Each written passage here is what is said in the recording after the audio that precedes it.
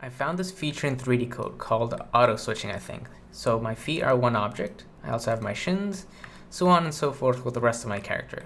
So I can do something like this and just make a continuous stroke between all the objects. So it looks a little bit weird in the transitions because I'm using a super strong brush just so you can see the stroke more clearly. But the point is that I don't have to press any hotkeys to switch from one to the other. It does it automatically. But if I use a softer brush, for example, then it's not as much of an issue when you transition. So it's not perfect blend. It's not meant to be. These are still separate objects, but it is saving you from having to press a shortcut every time you want to work on a different area. Now you can adjust that highlighting so it doesn't drive you crazy around intersections.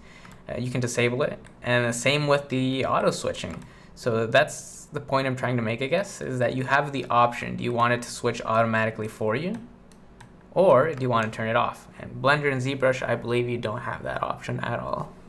But wait a second, don't buy 3D Code yet, because this feature has a major drawback. So again, it's not really meant to blend around intersections. It's just a way to make switching objects easier. That's it. So if you do something like this and go back and forth multiple times, what happens if you want to undo? This is not a single undo step. Let's actually see how many there are.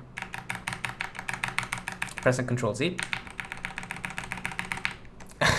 I'm not even going to finish. My finger hurts. But I think you get the idea.